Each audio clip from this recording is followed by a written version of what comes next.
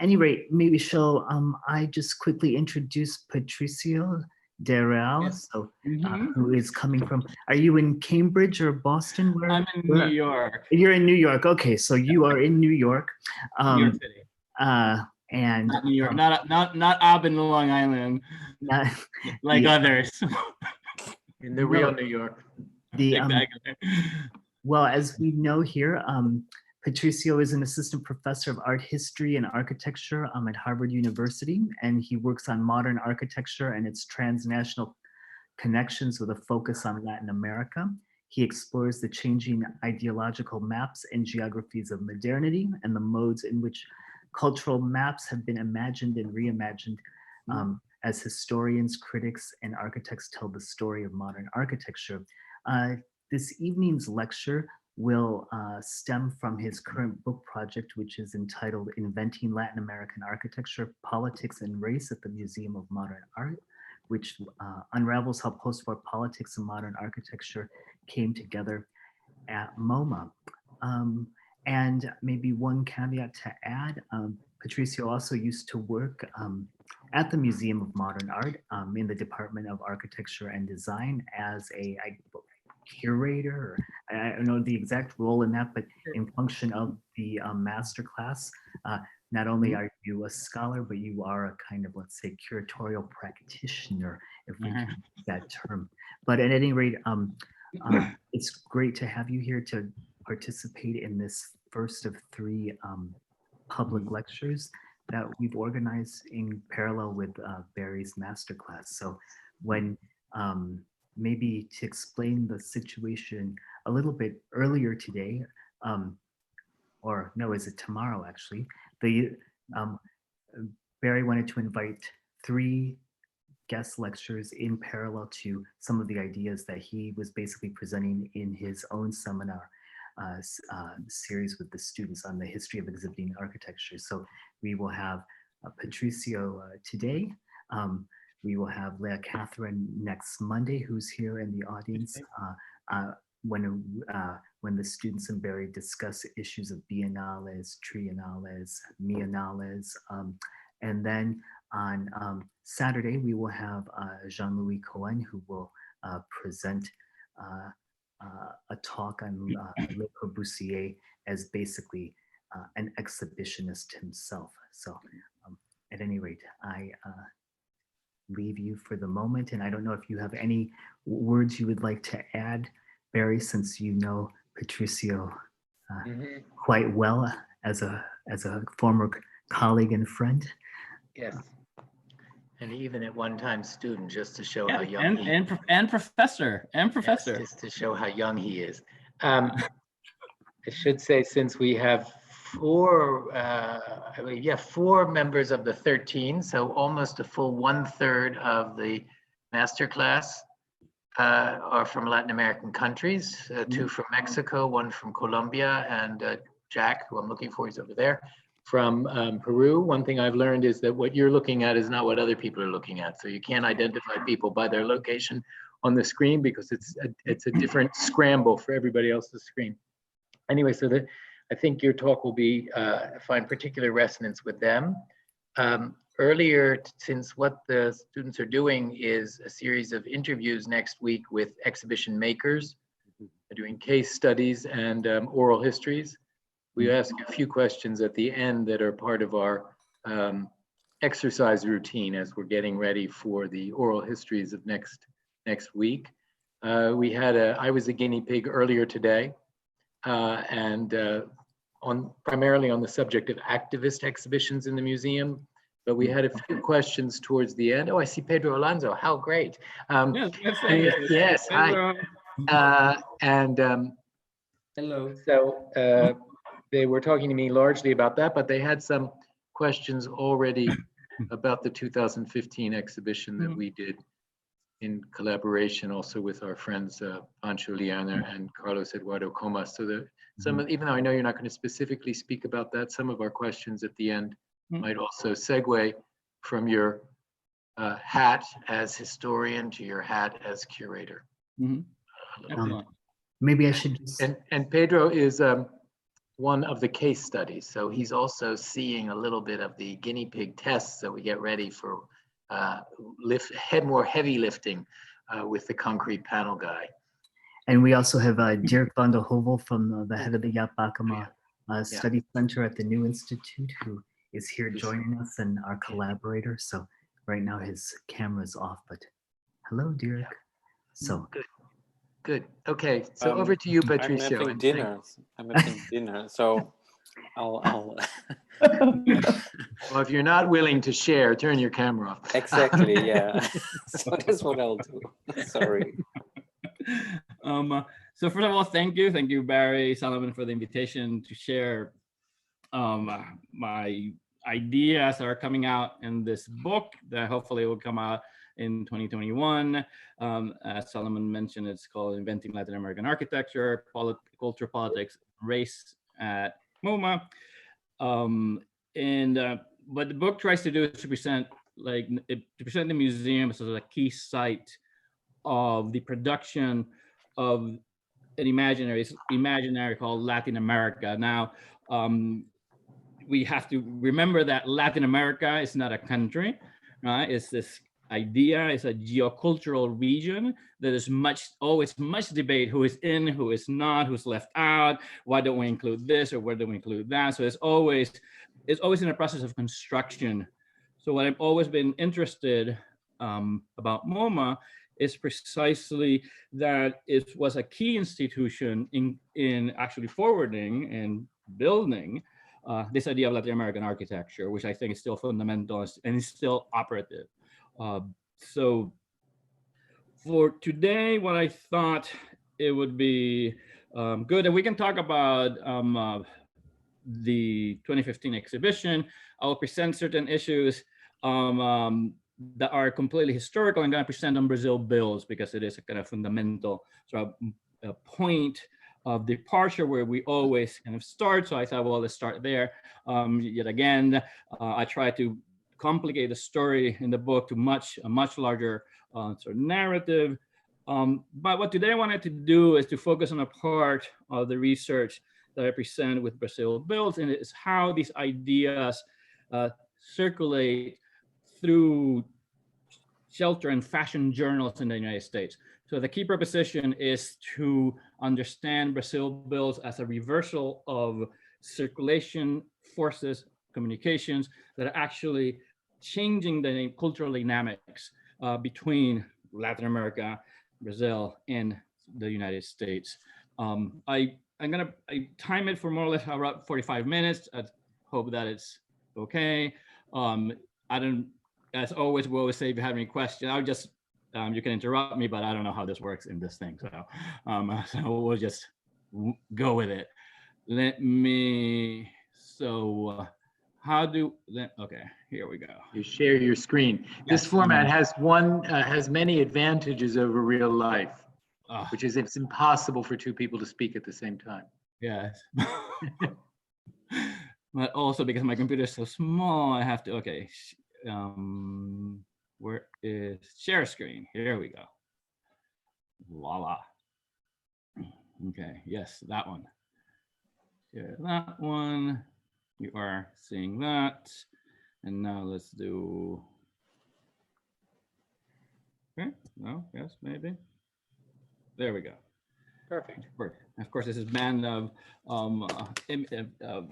little boxes that, but anyway, so there we go.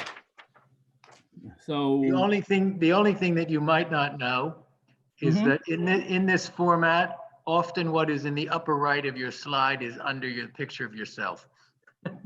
Yes. So yeah, that's always a problem. Sorry for that. I didn't calculate on that, but I think you can actually move that.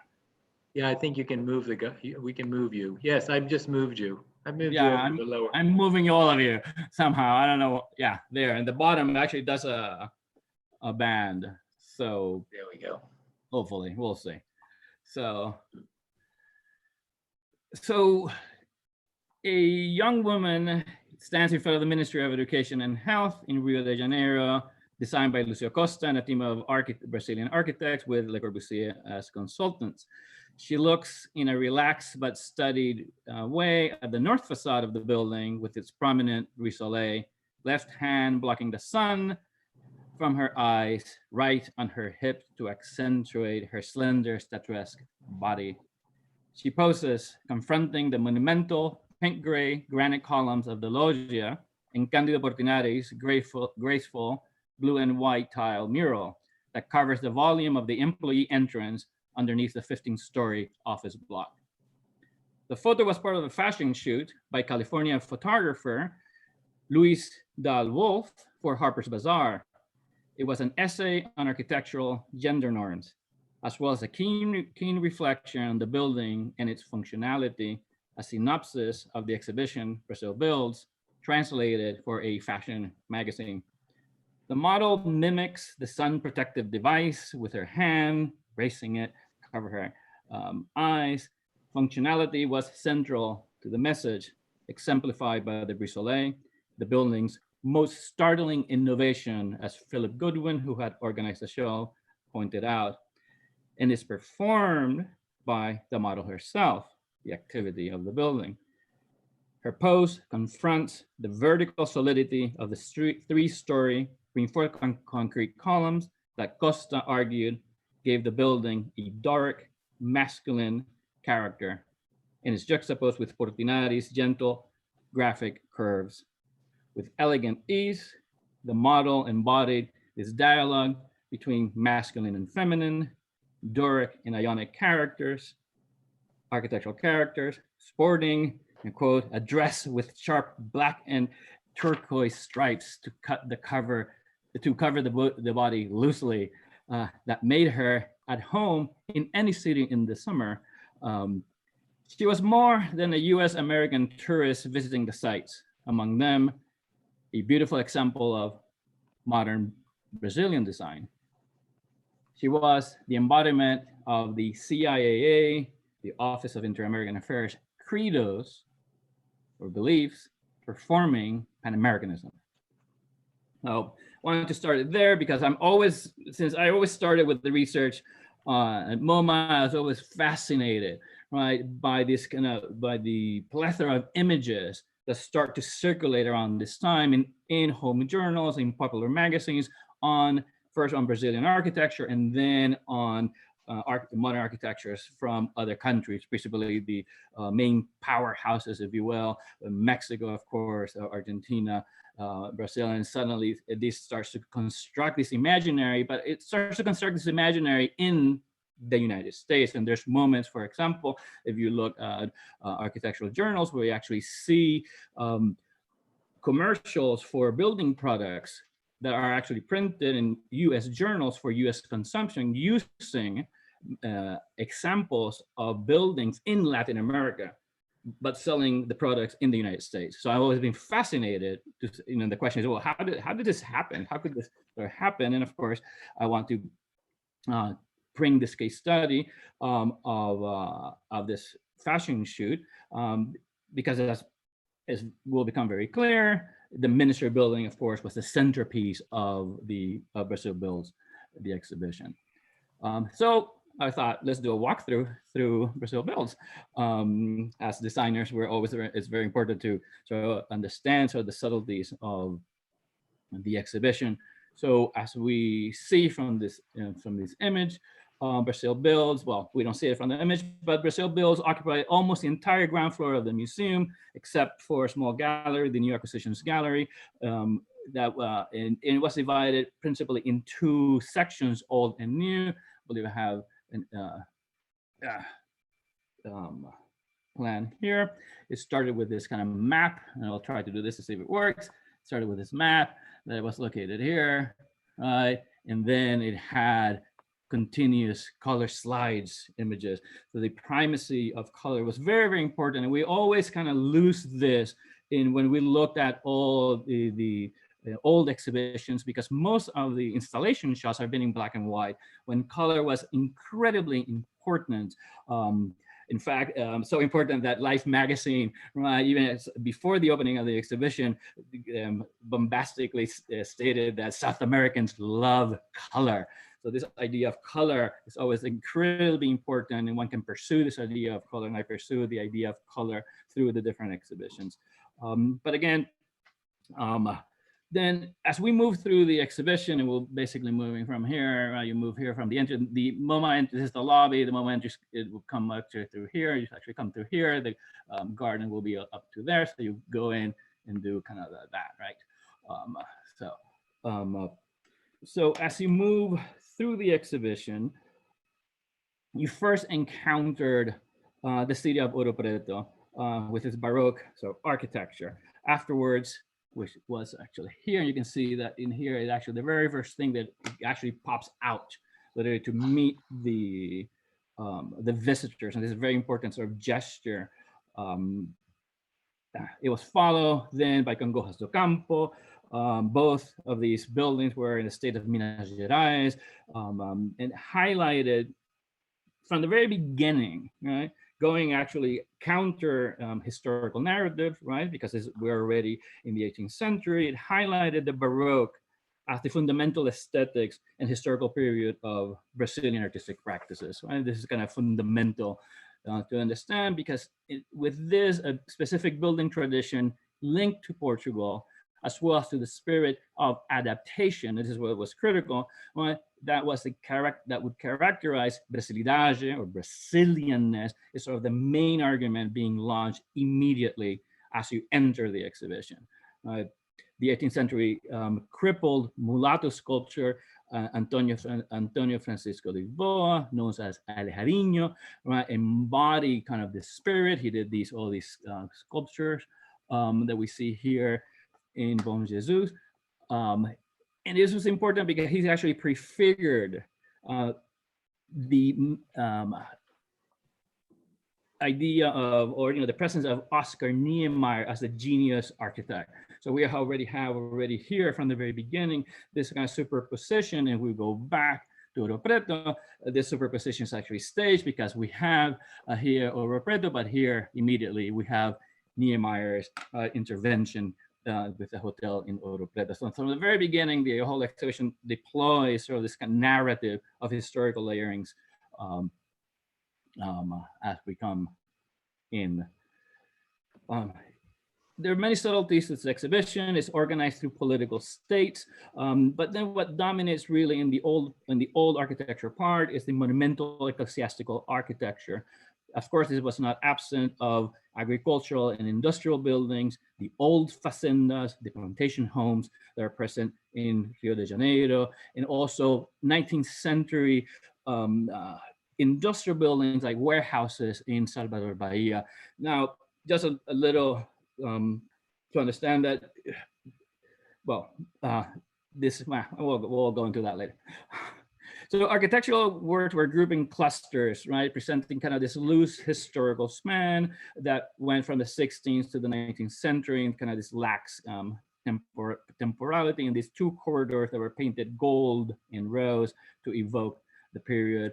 It would end with the Itamaraty Palace that we see here, and the Gloria Church is kind of eclectic church, and an image, a view of Guanabara Bay, of Rio de Janeiro, this magnificent sort of landscape view that actually came weaving together as the antesala, or the threshold to, of course, the modern period, with the most important building, the Ministry of Education and Public Health that we see here, with the model that was owned by MoMA and entered the collection. So the architecture was woven with magnificent vistas that would contrast the nature and the built environment, right? And this was articulated through the entire show. And we'll get into that in a minute. The Ministry of Public Health, so we can see here, is with the signature motifs. It was still under construction at the time, and it had the only large photomural. One has to also think of the expense of doing these things at the time. So we're here, we can see here in the plan, the photomural will be there.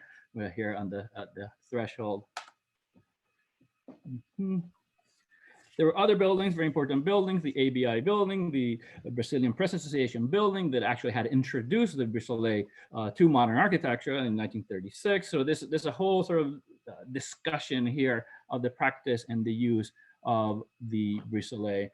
The exhibition continued through, whoops, there you can see, I don't want to draw too much on top of it, continue through the more traditional sort of assembly of thematic clusters with transportation, schools, hotels, houses, apartment buildings, recreational facilities.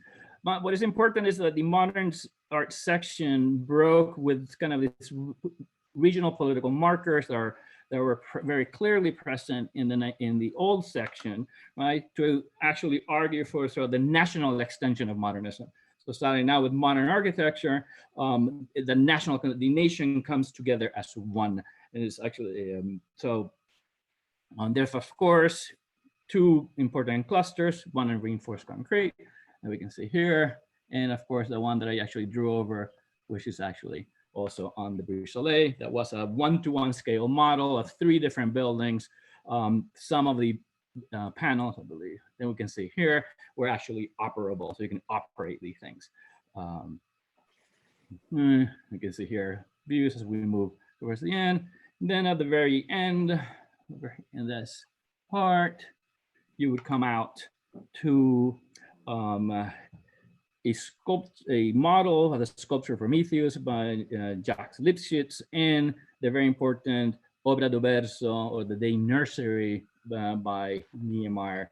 And these two sort of endings sort of pointed to possible futures of Brazilian architecture, debates of monumentality in modern buildings, with the relevance with government buildings. This is very important. This is an argument that's being had at the time. And the other one, the Obra do Berço, represented a case study of functional and climatic adaptation in a social project. And this is very sort of important. So it ends with these two very important statements as they look, as visitors would actually look to the future. Now, what's interesting is, we're not going to go through all the different elements that they used, but what is actually always struck us, and Barry and I would always have like these funny conversations about the many plants that this exhibition had, right? And this actually was commented at the time, that dispersed throughout the entire exhibition, and principally in the modern section, there was this battalion of potted plants, and they were actually tropical plants, and many were brought by Philip Goodwin himself. Right. In fact, there were so many plants that I think it was Alfred Barr, who was the director of the museum at the time. He jokingly wondered to somebody whether this was a flower show or an architectural exhibition, and this was kind of like the running joke. Now, I think we have to take the staging quite seriously, because the sensorial appeal of the many potted plants help to contextualize Brazilian modernism, advancing the tropical imaginary that most audiences expected. So what they're actually doing, they're actually staging tropicality, if you will, a tropical landscape, right, in the museum itself. The many plant effectively staged a modern Brazil, advanced by the Estado Novo itself, the political structure of Brazil, who's very much involved with the show, making the gallery a ritual space of modernization, right? So working in conjunction with modern architecture, these plants countered the desolate waste of green hills with no human trace that Goodwin saw in Brazil. And he actually states this when he goes to Brazil. He sees Brazil as desolate waste of green hills, right? So in New York, one finds civilization fighting nature, the Western epistemological model par excellence, if you will, that undergirded the European colonial project, continued under the progressive telos of modernist adaptation in the Brazilian authoritarian regime. Brazilian architecture as you can see here, stage, literally fought a creeping nature empty of human habitation. And it's quite fascinating. We actually see many of the photographs of the landscape produced by Kidder Smith is actually this narrative of emptiness, right? That today, as we know, is one of the key sort of ideological charges that is actually used to the colonization of the Amazon. I mean, this is still today ongoing, right? So the exhibition also staged a subjected nature in a juxtaposition of photographs, right, models and plants, and I would also argue very important, the museum garden itself. I think we forget this. The modern, so you can see here, so the modern section looked to and through the all glass facing of the museum, so we can sort of hear, right, where the garden actually was. And I think this staging is crucial to understand this sort of articulation of nature and how it's actually brought in conjunction with the exhibition itself, but also to understand that because this is actually also opened in the winter years of January, right? This juxtaposition of an exuberant architectural forms, exuberant tropical nature, and right, this kind of bleak New York, desolate kind of garden, right, creates this imaginaries of Latin America, of tropicality, and it's actually being staged for people to actually experience it. So this is a completely experiential exhibition, you know, thanks to all these potted plants.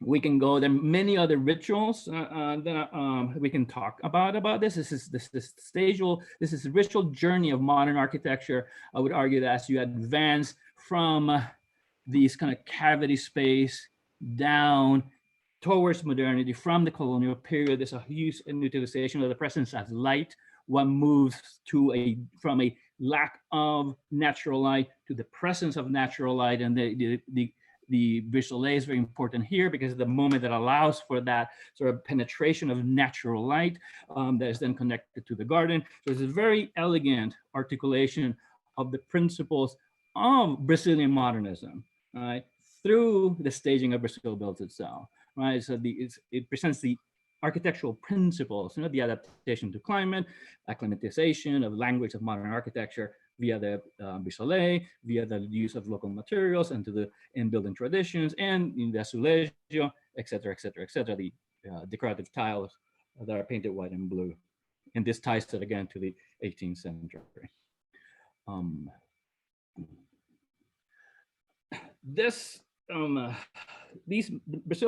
The message of Brazil Builds was carried extensively in professional architectural journals, in travel journals, even in Commerce Weekly journals, and we see these images just disseminated throughout. But I like to quote the art critic Henry McBride after visiting the exhibition, and basically he said, "It may be propaganda, but it is irresistible.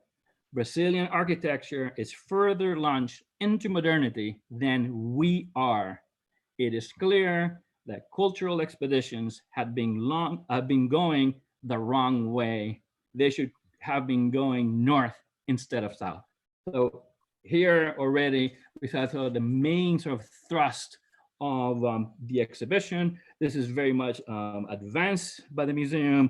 It's very much advanced. I'll try to present with by the U.S. government. It's this notion of a reversal of flows, right? In short, that actually makes possible, right, this magnificent photo shoot. And what is actually carried through is the dissemination of these ideas, right? And what we like to sort of always look at is actually the force of this idea as to disseminate through shelter and popular journals in culture in the United States, and how it starts changing in tonalities and changing in messages and becoming more complex and rich, and a very rich conversation.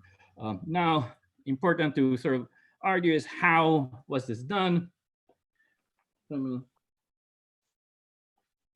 Well, this, of course, the background of the show, or the background of the period, is a galvanized politics with Europe going into war in 1933, and the fear of Axis penetration in the Americas that prompts the creation of the Office of the Coordinator of Inter-American Affairs, the CIAA, in August 1940, which is headed by Nelson Rockefeller. Rockefeller was MoMA president, and he's then charged, elected named coordinator. It's a very interesting story. He was not the only person jockeying for the job, but nonetheless he gets the position. And basically, what Rockefeller has to do, he has to forward the agenda of the good neighbor policy of Franklin Delano Roosevelt and this newfound continental solidarity. He is the Pan-American man. Rockefeller will step down from MoMA.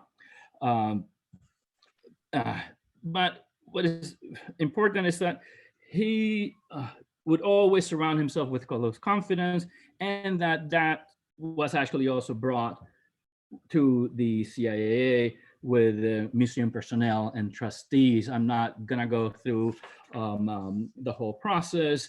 It's this was CIAA. I'm just gonna point. For example, we can see here, well, of course, there's Rockefeller there. We have Henry Allen Moe, who is here in charge of education, who is a MoMA trustee, and he's the Secretary General of the Guggenheim Foundation. We have Archibald Mike Leach. He is, where's Archibald? Somewhere there. Well, he's somewhere there. I can figure out right now. We have Carlton Sprague Smith, who's also a MoMA trustee. We have John E. Abbott, who has here as MoMA executive vice president. We have Monroe Wheeler, very important. Where's Monroe? Monroe Wheeler, very important as director of exhibitions and publications at MoMA.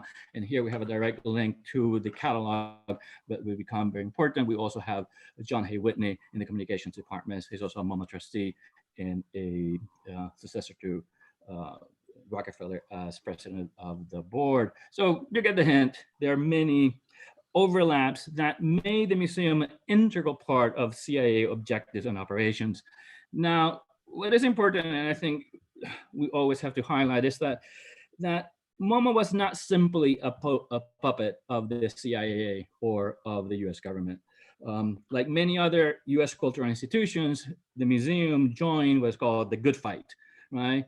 The combat fascist and Nazi ideological expansion and help the war effort. And that MoMA was not the only US agency. The CIAA was not the only US agency MoMA collaborated with. MoMA collaborated with the Office of War Information and other agencies. So it is important not to over-determine the relationship, because there are many moments of confrontation and many agendas being deployed. Let's take, for example, a fascinating document, which is the deployment of the credos that the CIAA developed. There are many of these, but this is a credo for the individual US citizen, what the individual US citizens should believe and what the CIAA needed to convince US citizens. And when one of these points is that the US citizen must believe that Latin America has much to offer me, not only economically, but also socially, aesthetically, and spiritually, right? So as outlined by CIAA philosophy, then his hemispheric solidarity required the recognition of Latin American countries in the United States as key partners in the war effort. Now, Brazil Bills responds perfectly to this, right? As architects in the US needed to pay attention to what was happening in Brazil. Elizabeth Marx literally stated this, who actually worked in the catalog. So you have MoMA personnel actually sort of forwarding this CIAA credo, this CIAA agenda.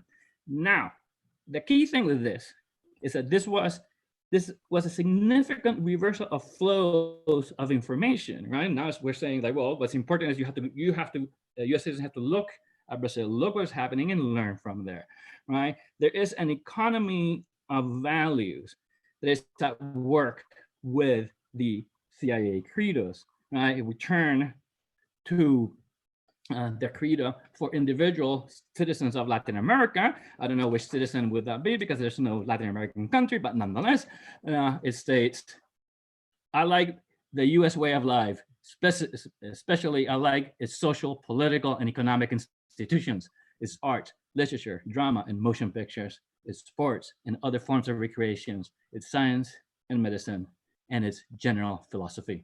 So the charge of the CIAA was to make Latin American citizens, right, believe, embrace, and completely be gun-ho, if you will, with the American way of life, right? Now, this seems to be a sort of a tension here, if you will, of a museum proposing, right, that architects need to actually learn from Brazil, that presenting Brazil as the vanguard of modern architecture, right, that it's full of tensions, contradictions, and we can actually unfold many positions into this, even MoMA itself, but I'm not gonna go into that because what I want to argue is if in 1943, right, Latin American citizens should embrace the American way of life, should they embrace US racial segregation, right? And this was a huge argument that Latin Americans, when they came to visit the United States, would launch the critique of US race relations at that moment in charging in how could the United States be fighting for human freedom while in the United States, racial minorities were completely being discriminated. And this is a conversation, it's an amazing, very, very rich conversation that I would argue MoMA actually and Brazil Bills kind of slices right into. So in the CIAA, when you go into the workings of the CIAA, the US leadership is quite interesting because US leadership was non-negotiable. And this was moments of great tension. And MoMA's Brazilian architecture project, again, seems to challenge this proposition, right? Brazil Builds sort of manifested more than aesthetic and spiritual cooperation between South and North. It's a galvanized US architecture culture with the Berlage, a technological device. And we have to understand that at this moment, the Berlage is also a technological device that advances the synthesis of the functions of aesthetics, function and aesthetics in an organic functionalism that struck at the heart of industrial culture. And to us, this should not be a radical proposition.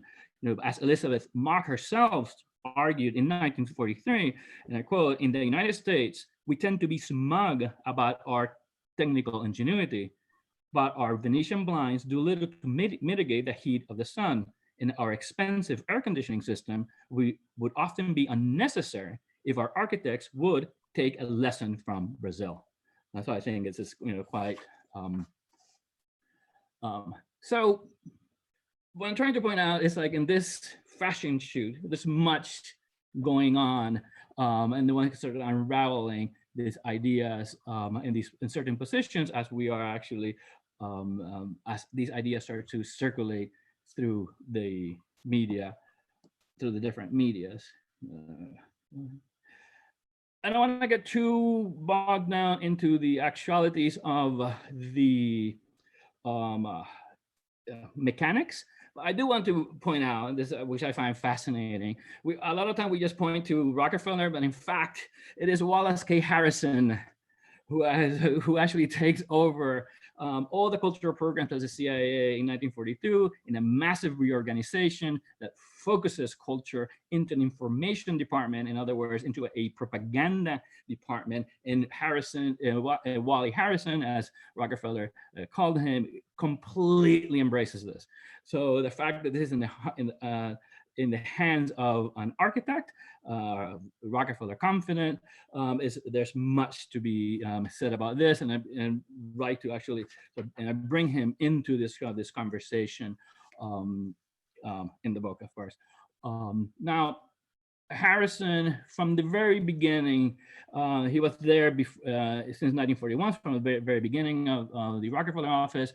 He was working with women magazines like Vogue, Harper's Bazaar, Mademoiselle, Town and Country in the United States, and even with Argentinian fashion magazines or like Atlantida and the Brazilian Cruzeiro, right? He had sponsored fashion shows in Mexico City and in Washington, D.C., and even sort of colonized, if you will, the department stores such as Macy's, right, with these kind of propaganda themes. So the mobilization of popular culture, of the fashion industry was a key sort of aspect of the CIAA that was actually then sort of advanced from the very beginning. And we can see the origins right from the start. And I love this one over here to your left, where you can see this is a fashion shoot at MoMA in Brazil Bills in front of the big sort of a wall mural of the Ministry of Education. Now, long story short, of course, the key thing is like the circulation of values and standards that are being mobilized of who says what and how it's said is certainly not easy to control as they start circulating right through home journals. And this sort of becomes, and I'm sorry, I had to bring this in because I just love the juxtaposition, the fashions of power. We have Philip Goodwin here to your left, Madame Martins, who's the wife of the ambassador of Brazil to the United States, and Sylvia Bittencourt. Bittencourt owned the Morning Star newspaper in Rio de Janeiro. So here I kind of like, but this is, I just couldn't resist myself. So the question is how the circulation of images and the circulation of people, the circulation of projects that were initially launched by the Office of the Coordinator, spreading through different spheres, starts to take particular forms, right? How do we get from a fashion shoot in front of MoMA to actually sending a whole crew with models, fashion photographers there to be staged in front of the ministry. What is also important that and to the left, you just have an ad. To the right, in 1946, we have a whole spread on Brazil and on modern architecture. And what is fascinating about that follows the photo shoot is actually this little piece, a very powerful little piece on Oscar Niemeyer himself, right? On the unbuilt or proposed hotel of Pampulha, never got built, but then, the traveler would have stayed in Pampulha, a key site presented in Brazil Bills, but also then this articulation, this wonderful collage, right, of the Brazilian leadership in sun control systems. So these articles expanding influence of Brazilian modernism, of course, making Niemeyer a well-known figure in U.S. popular culture, and contributed to a heated conversation in the United States at the time. So from the mid-1940s to the early 1950s, shelter magazines in the United States were deeply concerned with issues of climate control. Spearheaded by House Beautiful's Climate Control Project, the magazine and its editor, Elizabeth Gordon, thought to divulge information, popularized techniques, and educate the general middle-class US public on passive control systems. The magazine effectively harnessed modern architectural debates on regionalism, technology, and culture. Now, Gordon would later champion Frank Lloyd Wright. It's a very important conversation, and was no friend of the Department of Architecture at MoMA. Yet at this moment, in Brazil Bills, she can find common ground with the museum on questions of regional adaptation and the use of tradition in modern living and changes in US American taste and attitude, but also, more importantly, I argue, on questions of race. And for this, I want to illustrate with this article on Lucio Costa's Ginley Park apartments. And I quote, "To have fun on your vacation, yet come home the wiser, go to Brazil to play and to see how climate control could remake your summers. It is remaking the face of Rio, House Beautiful readers were told. Brazilians have learned one thing that we North Americans have very little have been very slow to grasp.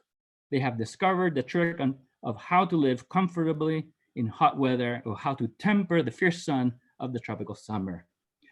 Brazilian architecture will help you improve your living at home, the journal claimed. Goodwin, MoMA, the CIAA have been completely pleased with this message. This was actually the message, right?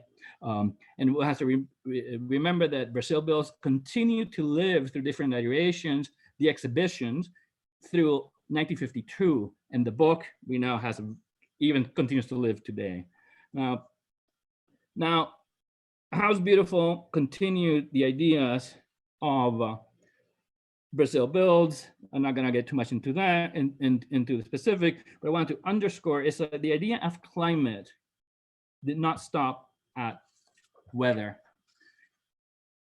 If vacationing US tourists needed to pay attention to sun control measures to return home the wiser, they also needed to learn that Brazilians were, and I quote, nearly free of racial prejudice and have intermarried for more than a century with Negroes and Indians. As a result, some of their leading scientists, artists, and military men have had Negro and Indian blood, end quote. So Brazilian originality, creativity, charm, leadership, it all was tied to racial mixing. Now, what I find mind-boggling, right, is what would House Beautiful readers, both white, black, perhaps brown, will make of such blatant celebration of miscegenation in the early 1950s. I mean, this for me is just phenomenal. Like through shelter magazines, Brazilian modern architecture flowed into US households, becoming a Trojan horse of Brazil's ideology of racial democracy. Now, this is a very complicated issue. I'm not going to get into the questions of racial democracy and the ideological construction of it in Brazil. I'll leave that to another time.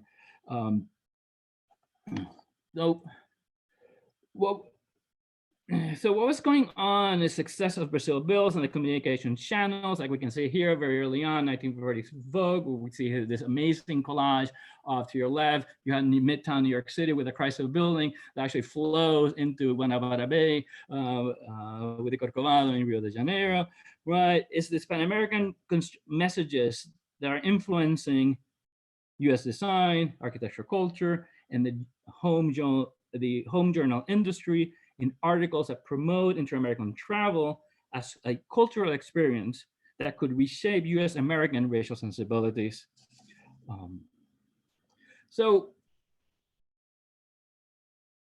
But it begs the question, so where was race in Brazil Builds? I mean, I think it's a fundamental question that we need to ask. Okay, so was it present? So the exhibition reinforced the CIAA credo for the individual US citizens, updating the entrenched cultural imaginaries of the region with positive images of modernization, right? The region is a modern region, and there's much that we can discuss about that. But where was the ideology of race, the ideology of miscegenation? Now, Goodwin offered few but decisive pointers on race. We could see it in the mulatto sculpture Alejandro, who prefigured the genius of Niemeyer. It was there in the facendas, the plantation homes, that he singled out as the special forces that, along with the discovery of gold and the power of the church, had shaped the colonial period and the ethos of Brazilian adaptation. So it was kind of there, but we could argue that, it could be pushed even further. Now, it's certainly very difficult to ascertain, and almost impossible to ascertain, I would argue, in the modern sections, all condensed and presented in the historic period. Now, there's particular reasons for this. This is established ideology by the National Artistic and Hispanic Patrimony. So basically what is being staged here is the ideology crafted in Brazil, crafted by, if you will, these two men, Minister Capanema and Rodrigo Melo Franco de Andrade. De Andrade is the director of fund, and there's much to be said about this, but what we're having here is MoMA serving as a stage for an ideology that is actually crafted in Brazil. And I think this is very, very important. There are key exhibitions where MoMA is actually serving as a stage for ideologies being crafted in Latin America. And this will actually change after the post-war, but I'm not gonna get into that. Now, Goodwin kind of gestured very timidly to the social conditions in Brazil, but made no direct cultural reference or the racial violence of modern architecture. Now, what I want to always stress is that Brazil Builds didn't work alone. Brazil Builds and these exhibitions at MoMA work in a network, in a Pan-American network, where values, circulations, ideas, images are constantly exchanging, right? And more importantly, is that Brazil Builds did not work alone, even at MoMA itself. So in January 1943, there were two Brazilian exhibitions. There was Brazil Builds in Faces and Places, photographs of Genevieve Naylor, which introduced Goodwin shows. In fact, it was Goodwin himself who insisted that the two shows be presented simultaneously. Goodwin had met Naylor while he was traveling in Brazil, and he knew the power of his photography, and how she how she was documenting the Brazilian people, the races, the costumes, the religious festivals, and the occupations. This is clear if we, for example, compare the photos of Keto Smith with his vacant site and completely absent of people versus photos that were staged concurrently with Brazil Builds, where Naylor presents the religious festivals here in Congojas do Campo, full of people. And of course, if we go through sort of the images that she's actually presenting and that actually were staged at MoMA here. To your left is a religious festival in Ouro Preto, and to the right is called Two Women from Bahia. Now, generally when this exhibition is, basically, I found evidence that the exhibition actually was staged here. So you would actually come here, Naylor would be here, you could do that, and then you could actually go to Brazil. So Naylor's exhibition, because the entire gallery is actually that's the entire gallery. The Naylor exhibition would actually go also on the basement in the small gallery in front of the auditorium. So you would start there, do Brazil Builds, and then continue to Naylor. At least that is the proposition. Now, to quickly finish, Naylor did spend 2 years in Brazil, charged, and this was actually her charge, to produce propaganda. It was clearly stated here. You have her sort of identity card issued by the Departamento de Imprensa y Propaganda, the propaganda ministry of the Vargas regime. And she is actually a worker of the coordinator of Inter-American Affairs, as we can see here. And there's much discussion, and people who have analyzed this show, on her ability to actually wiggle through the propaganda sort of machinery of the deep, which Brazil Builds also had to work around. Now, be it propaganda or not, what it seems clear, though, is that the exhibition, as the exhibition put it, the fisherman, the Indian, the miner, the farmer, cowboys from Bahia, as well as members of samba schools, etc., had their place in at MoMA, unfolding the racial and social complexity of Brazilian society. This, in addition, one could argue, to photos that presented, and I quote from the exhibition brochures, Portuguese, Negro, Indian, German, Dutch, and mulatto children, end quote, serve among others as clear statements of Brazil's racial democracy.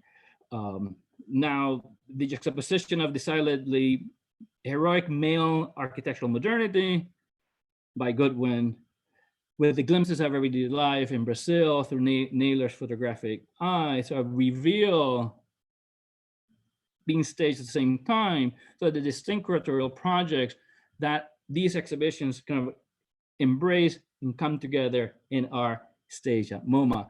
Now, what I'm not presenting here is the incredible disagreements, fights, the moment of crisis that these exhibitions are actually staged at the museum, that make it surprising that, one, they were done, and second, that they actually have had the impact that they've had. To that.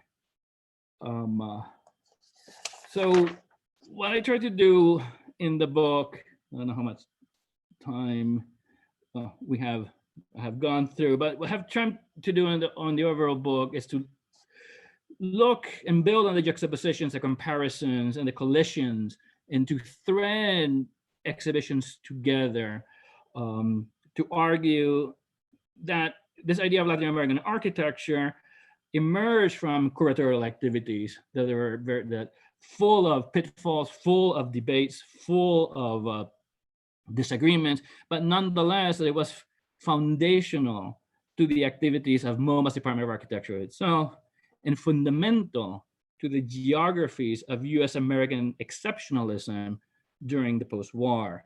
And I think I will leave it to that, because I don't know exactly how much time has gone. Too much, probably. And we shall leave it at that. And sorry. Well, it's fine, Patricio.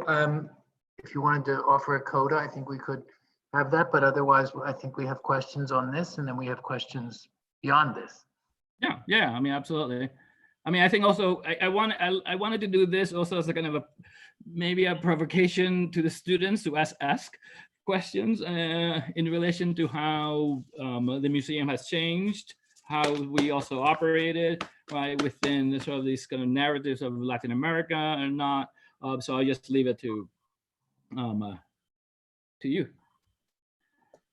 Okay. I don't know how we proceed now. Maybe we'll unshare your screen, and then we'll all become. Oh yeah, that's a good idea. Exhibition of the seminar. Discard. Yes. And then you Let have me to see how I do that. go to unshare screen. I don't know if it's at the top or the bottom on your screen. I'm looking, trying to see. How do I go back to? Okay. Meeting controls. There we go. Perfect. There we all are. Okay. Here we are. Excellent. So let's just open it to everyone. But I would say, first of all, thank you so much, Patricio, for giving us. I've heard you speak about this many times, and each time there's another layer, another dimension. So all of this research into fashion magazines and a very different afterlife of the exhibition, since most of the fashion magazines and lifestyle magazines that you show are actually a little later. So they're actually happening in a certain sense after the exhibition is forgotten. So there's a theme of the afterlife of the exhibition. I think there's also a theme here of explicit ideological framework of what is actually the international relations aspect of this. And I think you've gone a long way to showing that it's not simply the United States doing something to Brazil, that it's a two-way street, as so often in the negotiations of political things. But I think also is an invitation to the participants in this masterclass in the work that they'll be doing next time to maybe ask some questions about the framework in which the more recent exhibitions they're going to look at took place. Now that's gets rather difficult because it's extremely easy to, well, extremely easy. It's much easier to see the ideological context of another period, all the more when we can identify the intelligence agencies and the like. So this is a kind of perfect storm for the historian. Many times they're not so explicit or easy to document, but equally, for more recent ones, I think they're harder to see. So it might be, and in particular for you and I to see, or for me, you and me to see, any ideological framework in which we might have been operating, because not all ideological frameworks are as conscious as the ones that we're looking at here. So those are just some open-ended preliminary remarks, also by way of thanking you for the richness of your talk, and also for letting us have a glimpse into what you're working on for the forthcoming book. Maybe you could just say, while the students are warming up and getting their questions ready, give us some sense of the overarching of the book. Where does it start? Where does it finish? Is this a major component of it? Is this just one of many? This is really one of many. I mean, Brazil Bills has been studied. It was studied well by Silak Sadodecker. It's an exhibition that merits as many studies as possible. So I mean, so I try to add, and that's why I titled this "Building On." I try to add and unfold the many layers. But I really started in the 30s with a very small show. It's an interior design show that it was staged by Philip Johnson, with furnishings by Le Corbusier, Pierre Jeanneret, and Charles Perrien, in the old MoMA townhouse, refurbished the space, was called the architecture room, refurbished in a kind of a Miesian style. This was the moment that Johnson was doing his own apartments. He had the Mies do his apartment, then he was doing his own apartments. This is slightly after the International Style Show. And what I've discovered is that this staging, which was the first staging of an industrial design show, was staged as a home interior, modern home interior, but with the color reproductions of the work of Diego Rivera. And this I find fascinating, because this is, of course, this moment of the creation of the narrative of the international style is the moment when Rivera is in New York doing Rockefeller Center, and this is sort of this moment of collision that that presents for me this kind of narrative of racial discourses that are happening from the very beginning. So I tried to use this very small exhibition, completely unknown, almost completely forgotten, right, where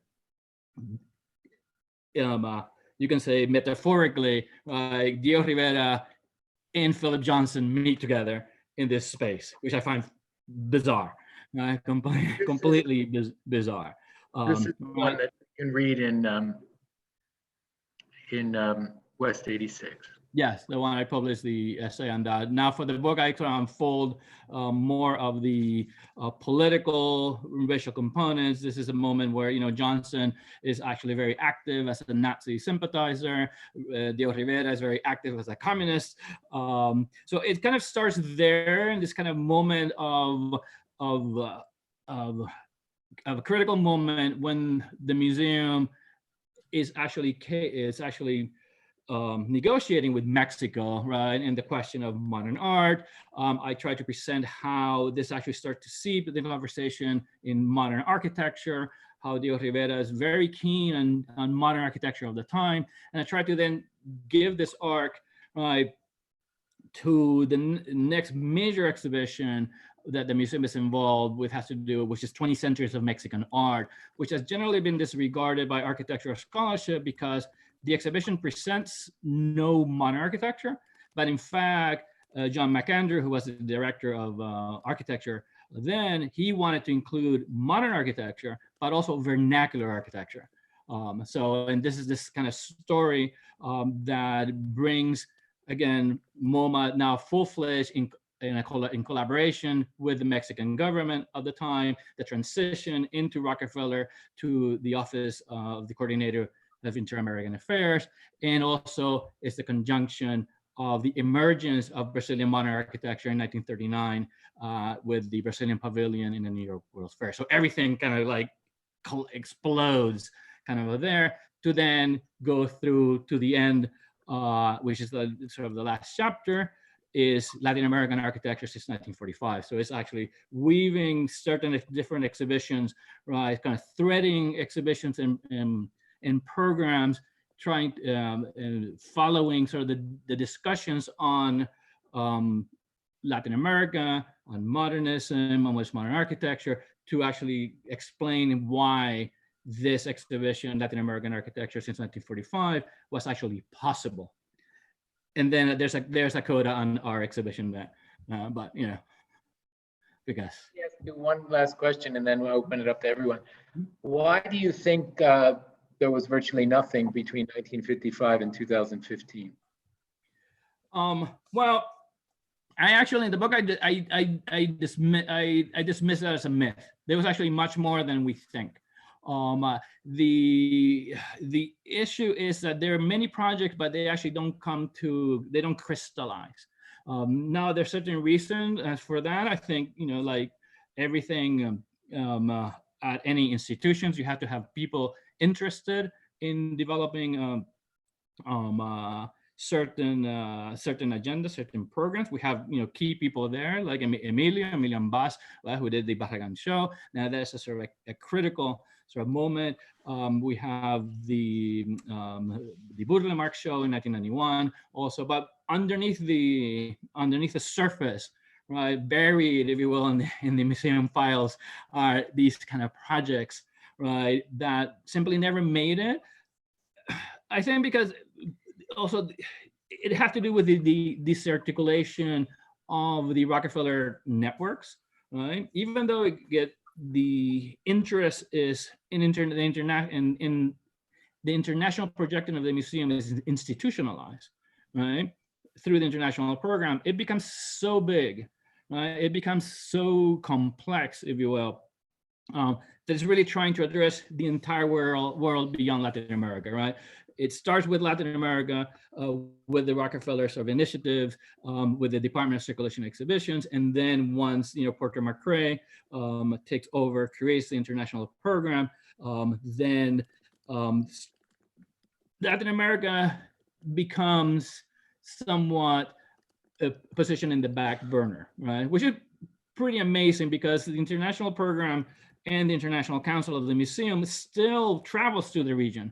But I think what's important is like, so the architecture actually is kind of de-emphasized. So it's actually collaboration within the arts, and architecture doesn't become sort of a prevalent sort of topic, right, within this kind of international discussion, which is, as you know, is pretty amazing because as we discovered through the exhibition, I mean, the architecture kept going on in Latin America. I mean, there's incredible production at this moment in time. So, okay, let me open it up to everyone else. You don't want to, you know, I love to go shoot the breeze for hours on end. Maybe we're nostalgic because we can't see one another, but we mustn't dominate this forum this way. Other questions, other comments on what's been presented, or even by extension, what you know about the later exhibition? Yeah, I was just wondering very briefly, Patricio, is if the New York's World Fair in 1939 has some place in between this timeline, because within that exhibition there was this also implemented by Rockefeller, the good neighbor policy, right? So there must be a link in between.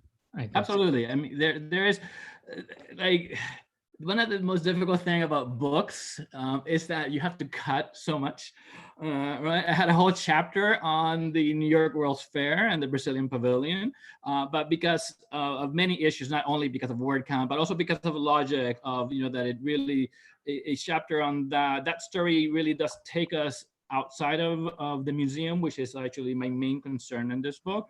But there are many ties to between the museum and what's happening in Flushing Meadows, to the point that is very, very clear that in 1939, John McAndrew, when he's the head of the architecture department, he insists that MoMA, the architecture department, needs to do a Latin American show, a Latin American architecture show.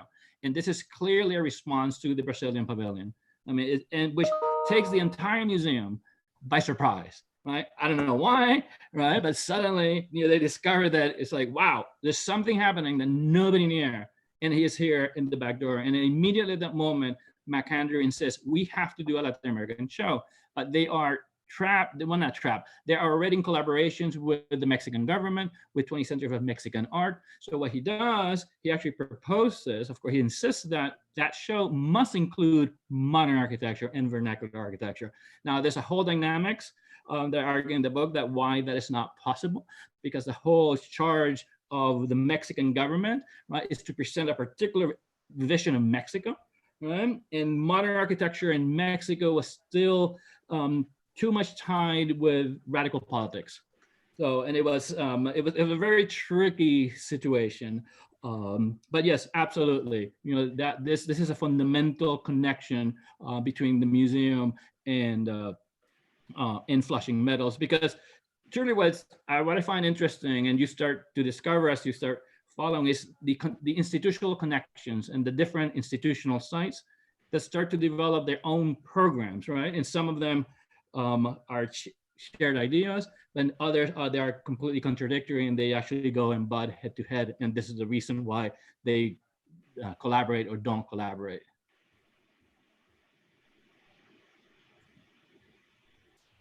Pat, did you have a question? Yeah, I've got a question. Thank you, Patricio, for the lecture. I was wondering, you mentioned the role of the MoMA as a stage where ideologies and ideas took place about Latin American architecture. Also, this parallel of vernacular architecture against modern architecture, and I relate that to the construction of an identity, because Latin America, you said, so it's not a country, it's a collection of identities, I guess. And I wonder if the MoMA and maybe other examples, international magazines, architectural specialized magazines, play the role as well in this recognition of an identity of certain countries more than others, of course. Absolutely. I think what I try to sort of position in the book is like really what we're looking at are institutional sites. So there are institutions that are creating a narrative, an ideology of a particular thing. Like, for example, when the museum starts collaborating with the government of Lázaro Cárdenas in Mexico, right? The whole question of Mexicanidad, of Mexicanness, it's there. It's not only there; it's like driving the entire project, right? The Mexican government, and the Mexican cultural establishment of the INAH, the Instituto Nacional de Antropología y Historia, the Anthropology and Archaeology Institute, which actually controls the project. So this is a project controlled from Mexico and staged at MoMA. Now, there's intense and beautiful collaborations and disagreements. This is really fantastic, right? So there is that notion of that the Mexicans are presenting Mexico. They're really not interested in presenting Latin America, right? I mean, at all. The Brazilians are also not interested in presenting Latin America. Brazilians are presenting Brazil, and this is insistence.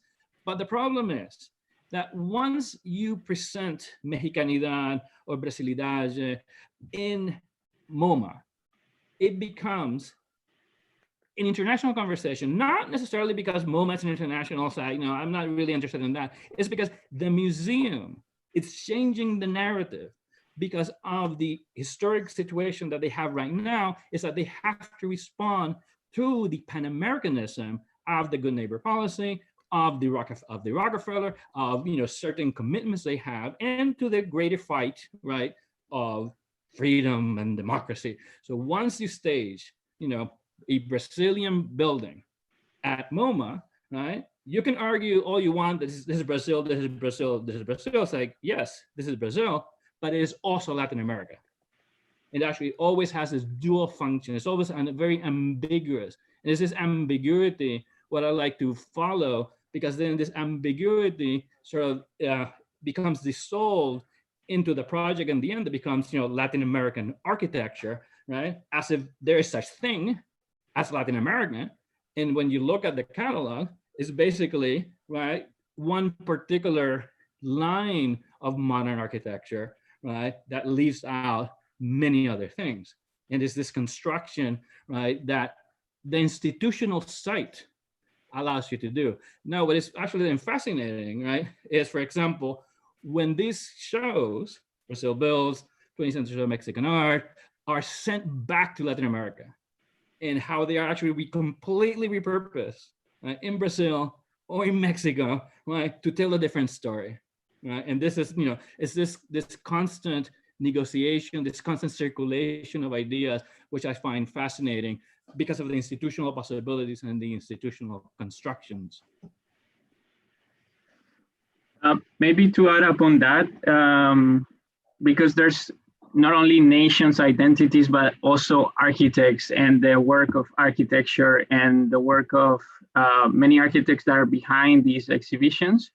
And then another issue that came up in the conversation was the issue of authorship, or the rights, kind of like the legality of these drawings, no?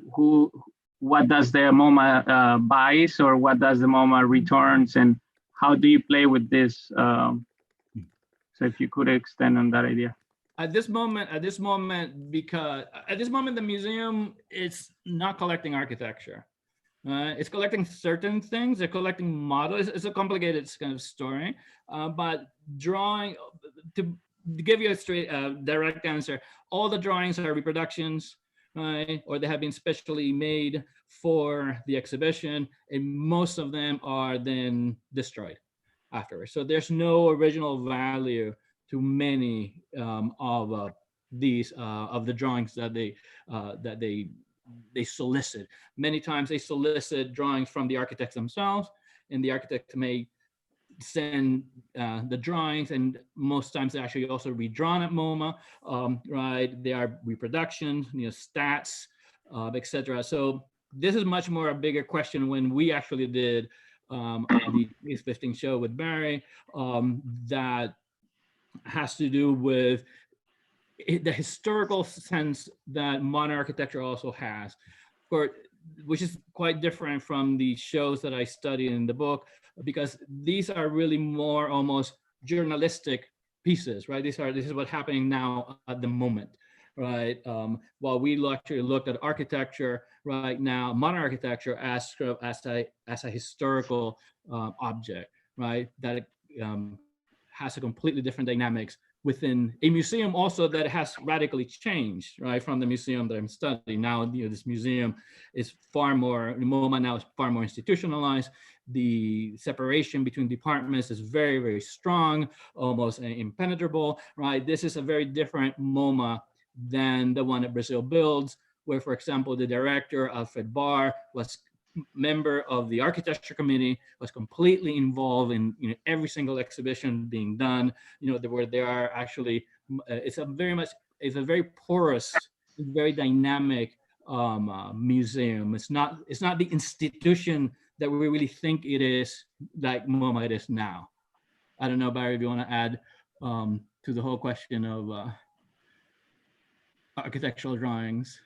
No, I would just say, I'm glad the question came up, because when you were showing the photographs of the exhibition, I don't know if people noticed that it was primarily an exhibition of photographs unframed, put on the wall.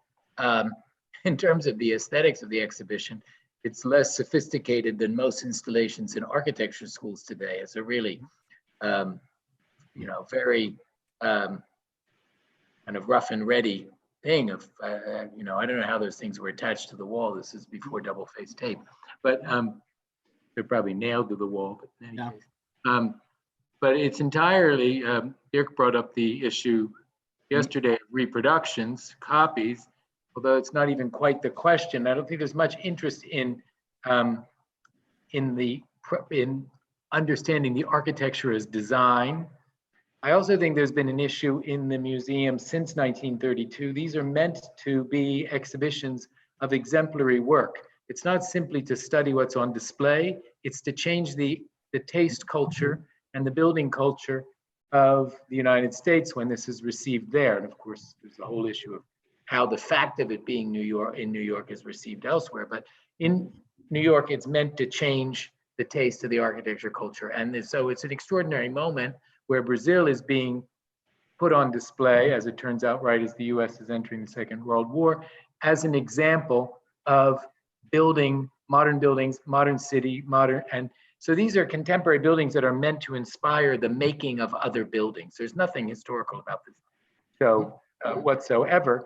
And therefore, there has been the ethos since the 1932 show, so-called inaugural show, that buildings should be shown that are built, because it's meant to show people that modern architecture is not a utopian paper project of a bunch of crazy people, that governments, big business, money are investing in this, so why don't we? Why does the Chase Manhattan Bank on Park Avenue need to look like Mount Vernon? Why can't it look like Rio de Janeiro? Can I ask you a very personal question? Because earlier today I was having fun because the students were asking me very personal questions. Okay, sure. And we're interested in curators. So how would you say, so Patricio began this work as a doctoral dissertation, and then he came to MoMA most specifically to work on the Latin American show, although he got involved in working on other shows beforehand, including the La Bohusta exhibition. But, and then he went back to the academy and to his current position at Harvard, and is now transforming that doctoral dissertation into a book. So he has the weird situation that he wrote a doctoral dissertation on an institution where he had not worked. He then worked in the institution, and now he's out of the institution. One could say, arguably, even his appraisal a few minutes ago of the institution's current situation versus in the 40s and 50s is already outdated, because it's the institution when we were there and it's not the institution in 2020. But the question is obvious. How have things changed for you as a historian now of an institution in which you have worked? Well, I mean, I think the most important sort of contribution or eye-opener of working at MoMA is precisely the institutional history, right? That before was much more nebulous. I mean, you could look at, one does get a sense looking at the documents of the correspondence, the archive, if we will, but not sort of the everyday workings of it, right? And the complexities of actually making these exhibitions. But also, I mean, to be just very, very straight, for example, the importance of the staging, right? That suddenly, even though I, kind of had recognized that for the Hitchcock show, I now, for me, I think it's it's a fundamental aspect of understanding and analyzing any show, that the staging of exhibitions it's a specialization of ideas that one has to take very seriously. When they put a model here, you have to take that very seriously, because it could have gone many other places. So every single move, the curatorial, the curation of exhibitions for me was an eye-opener, and how important it determines the conversations, the narratives, the selections. I mean, that for me was really an eye-opener that allowed me to look at everything else, the whole dissertation again with new eyes. The other thing was to insist on the museum as a stage of crisis. Before, I really had the sense, that there were things going on in MoMA, but MoMA was a kind of a solid institution, right? After working at that, not because of anything in particular, but I did get the sense that the disagreements the exchanges, you know, the plurality of views of the museum was something that I already knew, but of the importance that that has on the repercussion of the exhibitions themselves, but also on the overall cultural project. You know, that institutions have a cultural project, and that is built on this kind of layer of many ideas that is fraught with incredible problems, right? And how those are negotiated, and that in the end you have the things that that come out, and they apparently are effortless, right? It was an eye opener. It's like, oh wow, we did this, and in the end, I mean, you know very well, you're like, oh wow, we actually, it's actually there. It's, you know, it could be good, it could be bad, I don't care, you know, but actually it's there. It opened with all the labels, it opened with all the frames, it opened with, you know, with everything, right? And it didn't kill us, right? So that kind of, that mechanism of actually, right, of the mechanisms of curating and how important that is, if you are going to actually look at architecture exhibitions, you know, that is fundamental. So that's, you know, so anyway, I could keep going on and on and on. I see Daniela has a question. Yes. My question is in regards of the Expo of Latin America in Construction. Mhm. My question, it's going, how was it to deal with plurality, this big plurality of different views among a region? So I don't know if you can expand a little bit about the experience and about if it was possible to make some connections or junctions in order to have the exhibition as an itinerant one, having the same ideal that was exhibited in the MoMA in different countries. Mm-hmm. Mm-hmm. How much do we get into this, Barry? No censorship here. No Although censorship? No, I just would make one correction, Danielle. It wasn't an itinerant exhibition. It was only shown at MoMA. Yeah. My question is if it could be taught as an itinerant exhibition across the area, across Latin America. Yes, it was. Absolutely. Absolutely, because no censorship, because this is the way that MoMA recuperates the money invested in the show.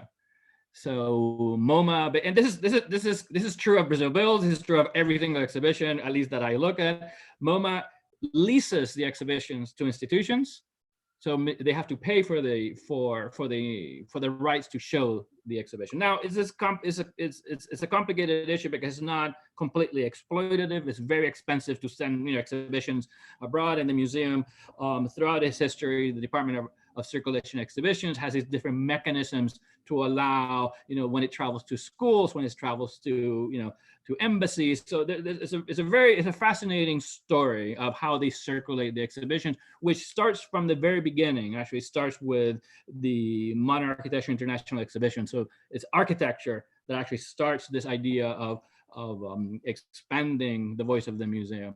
Our show in 2015 was considered from the start to be a traveling exhibition.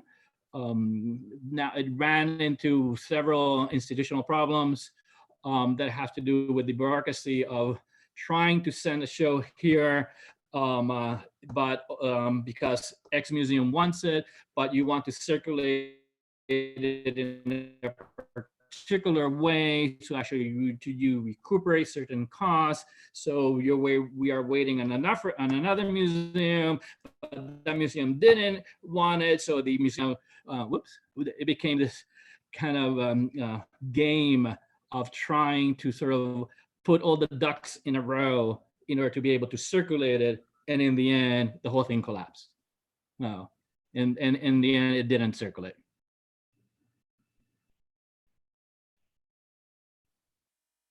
Mm-hmm. Hello, thank you for the lecture.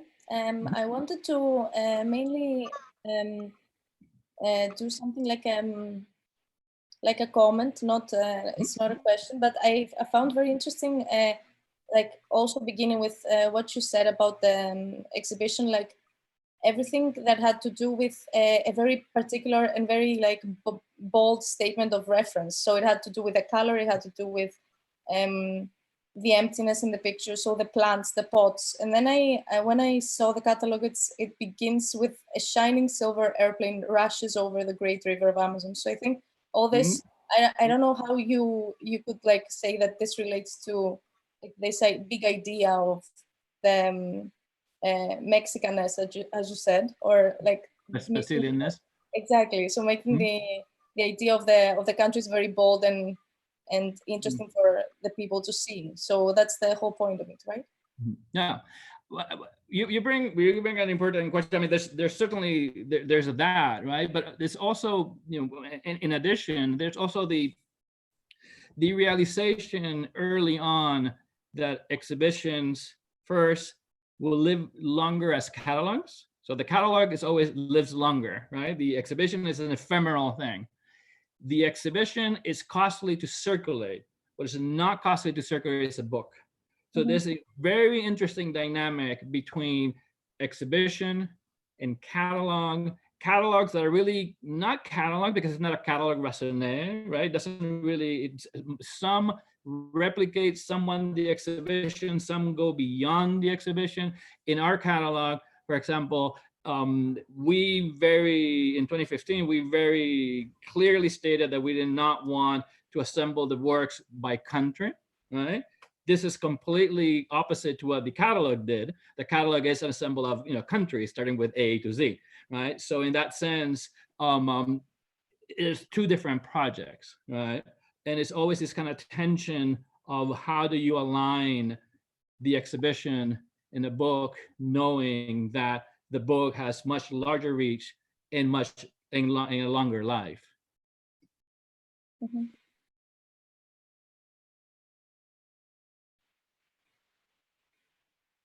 Yeah, actually, like referring to this like arrangement of this exhibition of the 2015, I was wondering like if any unexpected results or findings came out when you were like having, I don't know, like the Caracas University right in front of the Monterrey University, you know, like any of these like weird encounters you found, like unexpected from the exhibition. We're relationships. Hopefully not weird, because we were quite careful to actually put things in relation to another. Yeah, or interesting, interesting instead. I think, I mean, I'm sure Barry has many of there. I mean, I think one of the key issues, right, to present the University in Caracas, University in Mexico City, so close and open to Brasilia, is to actually understand that, urbanism, that the city was a key part of this period of development. The urbanity was very important, and that this concept of the modern city was already being sort of tried out in very large scales right before Brasilia, that everybody knew. So this is that. But for me, one of the interesting sort of relations that maybe I don't know if it got carried or not, was actually the closeness of the Aterro do Flamengo by Reidi and Burle Marx with the Valparaiso project for the military school, which is a completely landscape project, right? This kind of the presence of the landscape, one through a very, if you will, staging of the city, of the beautiful city, if you will, in the magnificent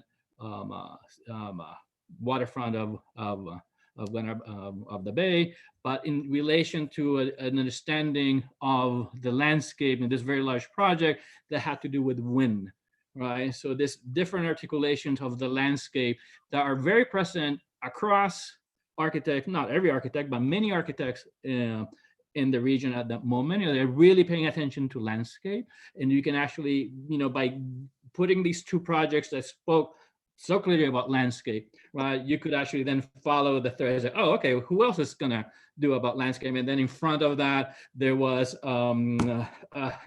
the sketches. Remember that the amazing cards. Why am I blanking on his name? Venezuelan, Sanabria. Sanabria, right? Sanabria.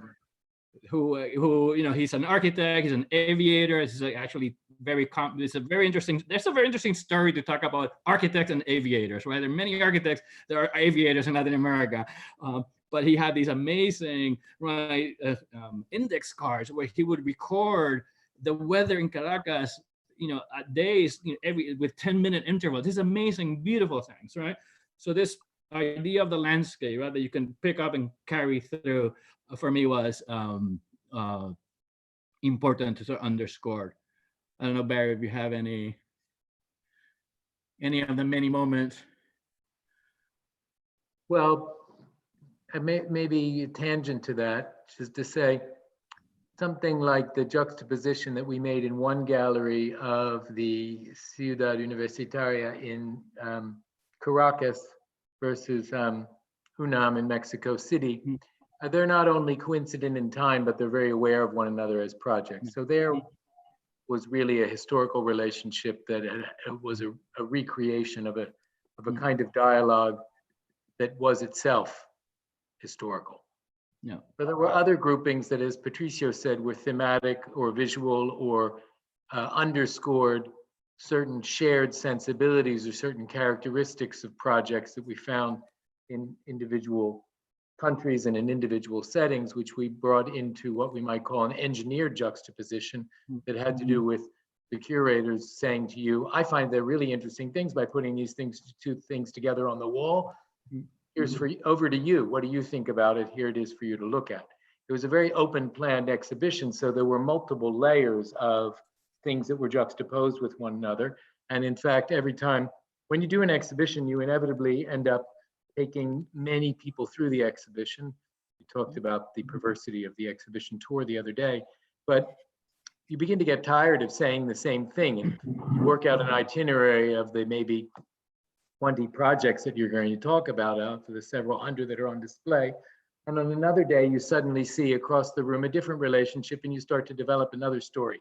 And there are many different ways that you can take somebody through the exhibition. And even as the curators, having spent multiple years accumulating that material and deciding this is in, this is out, etc., through the course of the exhibition, began to see relationships myself that we hadn't thought about in the hanging. It's just that there were very long distant views.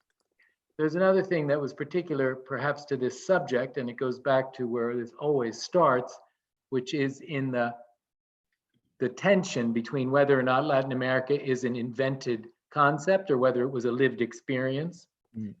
So we were bringing together architectural manifestations from at least 14 different countries and engineering a relationship between them. Inevitably, there would be protests that we were creating, helping once again, is Patricio, what's your book called? Inventing Latin American Architecture. We were also doing that in a much later day moment. But then on the other hand, we'd find these relationships that were not relationships of influence or genetic relationships. Patricio gave an example. There were many others that we found fascinating to put in juxtaposition, but it doesn't mean that at the time there was necessarily a cross-fertilization. So one thing that we didn't talk about is perhaps a little bit less to do with exhibition making per se, or even the institutional framework per se, but that is fascinating for the historiography of Latin American architecture is, and in a certain way is implicit in what Patricio just said, the role of the outsider towards this region. The construction of an outsider as seeing the overall view of really a two-continent wide region, as opposed to the reality within the region. And one thing that was very striking and in some ways rather moving was on the opening night. It was a huge dinner, but there were also many people who were in the exhibition, architects getting into their older years, who made the trip to New York. Some of them were being reunited for the first time since historic occasions like, say, the Prevy housing competition and undertaking in Lima, and people, a kind of reunion that took place in front of those drawings between people. In particular was, why am I blanking on his name? The great Colombian architect, pupil of Corbusier. who's since Oh, passed. Almona?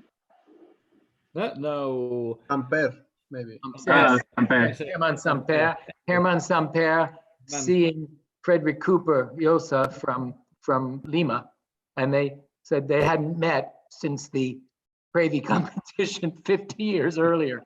So there were certain reunions that took place, but there were other things which would happen where people were completely fascinated. They were Venezuelan, and they said, "Oh my gosh, Colombian architecture, it's so interesting." So always this weird way in which people in Latin American country might travel to New York in order to see the work of their neighbors. So, there are those certain aspects of the region. I mean, that might happen in other regions as well, but it's, I think, particularly characteristic of the relationship in the Americas between, and then also, of course, the whole issue of the role of Brazil in that. And Patricio chose to present Brazil, and Brazil is internal to Latin America, more or less the United States of Latin America. Is this big, Latin America is so much dominated by Brazil and then by Mexico. What about many of these smaller countries? So a little bit rambling there. Maybe we can take one more question, because I have something else at what time are we here? I get so confused with this time difference. Anyway, I have something else at the top of the hour, which is 3 on where we are. Others? And you, I know Dirk is still with us. If you had a question, Dirk, you don't have to remain silent. Likewise, Ludo and Solomon. Well, Patricio, I never met you, but thank you for this very intriguing lecture, and I'm really looking forward to read your book. Thank you. But I'm thinking of the other thing, the Sweden build and the Stockholm build resonance. I'm not an expert on these projects too, but how does this compare to the Brazil builds project? Well, you're hitting a good spot. A good spot, because Sweden builds, of course, it's an important hinge in the narrative, right, of the book. Precisely because it brings different components of the evolution of Brazil builds, but also of the inner workings of the Department of Architecture and Design. Sweden builds is produced by the Department of Circulating Exhibitions, right? And so it has a very particular charge. It's an exhibition that was produced in New York primarily. It was researched in New York and done in New York.